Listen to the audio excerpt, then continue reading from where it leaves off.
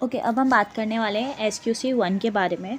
SQC 1 का नाम है हमारा quality control for firms that performs audit and review of historical financial information and other assurance and related service engagement.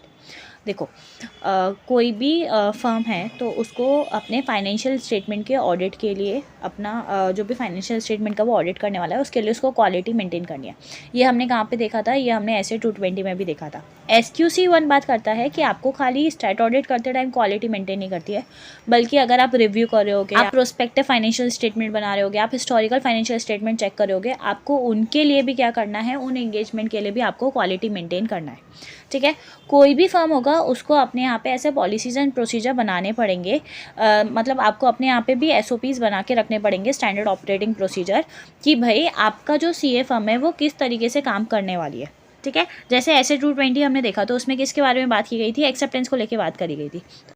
ऐसे ही SQC 1 बोलता है कि आपको यहाँ पे हर चीज़ का प्रोसीजर होना चाहिए कि आप एक्सेप्टेंस कैसे करोगे, आप मीटिंग कैसे करोगे, आप एग्जीक्यूशन कैसे करोगे, रिव्यू कैसे करोगे, रिपोर्टिंग कैसे करोगे। तो आपके पास उन सब का क्या होना चाहिए? पॉलिसी होना चाहिए। अगर कभी भी कोई डिसएग्रीमेंट हुआ मैनेजर का आपके साथ, या फिर लेट्स से कोई आपका, आप एज आर्टिकल में काम कर रहे हो और उसका पार्टनर के साथ कोई डिसएग्रीमेंट हुआ, या लेट्स से कोई बाहर का कोई थर्ड पर्सन है उसका कोई डिसएग्रीमेंट हुआ, तो उसको कैसे आप लोग सॉल्व करने वाले हो, उसको कैसे आप ट्रीट करने वाले हो। ठीक है, हमने SA 220 में देखा था कि भाई पार्टनर का रिस्पॉन्सिबिलिटी होता है कि अगर कुछ भी गाइडेंस करना है, कुछ भी कंसल्टेंसी देनी है, कुछ भी रिस्पॉन्सिबिलिटी देनी है, या फिर कोई भी सुपरविजन करना है, तो वो सारी चीज़ें, कुछ भी रिव्यू करना है, वो सारी चीज़ें कौन करता था? तो वो इंगेजमेंट पार्टनर करता था। और किसके लिए करता था? इंगेजमेंट टीम के लिए करता था। तो अगर उनके बीच में कुछ भी प्रॉब्लम हो रहा है तो उसको कैसे ट्रीट किया जाएगा, ये सारी चीज़ों की बातें की गई है SQC 1 के ऊपर। यहाँ पे 2 मेजर पॉइंट है। एक तो क्या है कि आपको क्या करना है, क्वालिटी कंट्रोल के इश्यूज़ अगर आ रहे हैं कोई भी इंगेजमेंट टीम के अंदर, तो उसको कैसे डील किया जाएगा। तो SQC 1 बोलता है कि आपके फर्म के अंदर ऐसे पॉलिसीज़ एंड प्रोसीजर होने चाहिए जिससे आप क्या कर सको, जो भी डिफरेंसेस आ रहे हैं उनको डील कर सको, उनको रिजॉल्व कर सको। ठीक है, एक इंगेजमेंट पार्टनर यूजुअली अपॉइंट किया जाता है कि भाई उसको ओवरऑल रिस्पॉन्सिबिलिटी लेनी है पूरे इंगेजमेंट की on the behalf of the firm. पर क्या खाली हमने ऑडिट के में अगर कोई भी एक एक्सपीरियंस्ड ऑडिट मैनेजर को हमने असाइन कर दिया तो क्या उधर फर्म की जिम्मेदारी खत्म हो जाती है क्या? नहीं, वहाँ पे जाके फर्म की जिम्मेदारी खत्म नहीं होती है। जैसे ऐसे 220 में बोला गया था कि अगर जो भी ऑडिट का एंगेजमेंट पार्टनर है उसको क्या है, कोई भी डिस्प्यूट आएगा अगर इन दी फर्म, तो उसको क्या करना है, उसको उसकी रिस्पॉन्सिबिलिटी लेनी है और उसको रिजॉल्व करने का, वो डिफरेंसेस जो आए हैं ओपिनियन में उसको सॉल्व करने का ट्राई करना है as per SQC 1 as well.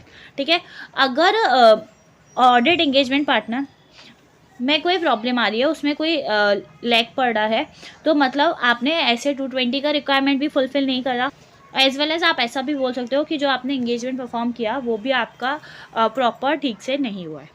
अगर क्वालिटी कंट्रोल के इश्यूज़ आ रहे हैं तो मतलब हमारे यहाँ पे ये प्रॉब्लम्स आ रही हैं या ये इश्यूज़ हो सकते हैं। ठीक है, ये तो हमने विद इन एंगेजमेंट टीम बात की। पर अगर मान के चलो कंप्लेन आई या फिर कोई एलिगेशन लगा और कोई थर्ड पर्सन से लगा या कोई बाहर से लगा, तो हमारे फर्म के पास ऐसे पॉलिसीज़ एंड प्रोसीजर होने चाहिए जो उन कंप्लेंट्स के साथ, जो कंप्लेन या एलिगेशन लगाए गए हैं कि हमने प्रोफेशनल स्टैंडर्ड्स कंप्लाई नहीं किए, हमने रेगुलेटरी और लीगल रिक्वायरमेंट कंप्लाई नहीं की, तो हम उनको कैसे डील कर पाएँ। या हमारे ऊपर कोई एलिगेशन लगा कि हमने कोई नॉन कंप्लाइंस करा, हमने क्वालिटी कंट्रोल के हिसाब से काम नहीं करा, तो हम उसको कैसे डील कर पाएंगे। सबसे पहले फर्म के पास ऐसा पॉलिसीज एंड प्रोसीजर होना चाहिए। दूसरी बात, हमारे पास सोर्स ऑफ कंप्लेन होना चाहिए। भाई जो कंप्लेन आ रही है या कोई एलिगेशन लग रहा है वो कहाँ से ओरिजिनेट हुई है, with in the firm originate हुई है या आउटसाइड दी फर्म ओरिजिनेट हुई है। अब कोई भी लगा सकता है, कोई फर्म का पर्सनल लगा सकता है, कोई क्लाइंट लगा सकता है, कोई थर्ड पार्टी लगा सकती है। ठीक है, तो आपको वो देखना है और वो कौन रिसीव कर रहा है वो आपको देखना है। ठीक है, अब वो इंगेजमेंट टीम का मेंबर भी रिसीव कर सकता है या कोई अदर फर्म का पर्सनल भी रिसीव कर सकता है। ठीक है, जब आप ये, आपको सोर्स ऑफ कंप्लेन आ गया, आपके पास कंप्लेन आ गई, फिर आप ये देखोगे कि भाई जो फर्म है ना, फर्म के अंदर ऐसा चैनल प्रॉपर्ली डिफाइन होना चाहिए कि भाई कोई भी इंसान आके आपकी फर्म में आके अपना क्वेरी को रेस कर पाए, अपने प्रॉब्लम को रेस कर पाए, वो कम फॉरवर्ड हो, मतलब आ पाए विदाउट फियर, अपना जो भी प्रॉब्लम है उसको डिस्कस कर पाए। ऐसा नहीं है कि वो पनिशमेंट से डरे या ये सब हो, ये सारा प्रॉब्लम नहीं होना चाहिए। तो फर्स्ट, आपके पास फर्म के पास पॉलिसीज प्रोसीजर होनी चाहिए। दूसरा, आपको सोर्स ऑफ कंप्लेन होना चाहिए कि ओरिजिनेट कहाँ से हो रहा है, वो हो सकता है। तीसरा, आपके पास प्रॉपर चैनल हो कि भाई कोई भी आके अपना कंप्लेंट रख सकता है। देन फोर्थ नंबर पे आप क्या करोगे, फर्म उसको इन्वेस्टिगेट करने जाएगी कि भाई जो कंप्लेन और एलिगेशन लगाई गई है फर्म की, वो किस रिगार्डिंग में लगाई गई है। जो इन्वेस्टिगेशन है वो एक प्रॉपर पार्टनर जो होगा वो उसको सुपरवाइज करेगा। उसमें वो पार्टनर नहीं होना चाहिए जिसके अगेंस्ट में कंप्लेन लगाई गई है, अदर देन दैट उसके अलावा वाले लोग होने चाहिए। और उसमें अगर आपको चाहिए तो आप लीगल काउंसिल का भी मदद ले सकते हो अगर ज़रूरत है। अगर हम स्मॉल फर्म की बात करें जिसमें इतने नंबर ऑफ़ पार्टनर या सोल प्रोप्राइटर की बात करें, उसमें इतने नंबर ऑफ़ पर्सन नहीं होते, तो वो चाहे तो क्या कर सकते हैं, एक्सटर्नल पर्सन का हेल्प ले सकते हैं या किसी अनदर फर्म का हेल्प ले सकते हैं ना, ये इन्वेस्टिगेशन को चेक करने के लिए, या फिर ये जो क्वेरी आई है, कंप्लेंट या फिर एलिगेशन आई है, उसको सॉल्व करने के लिए।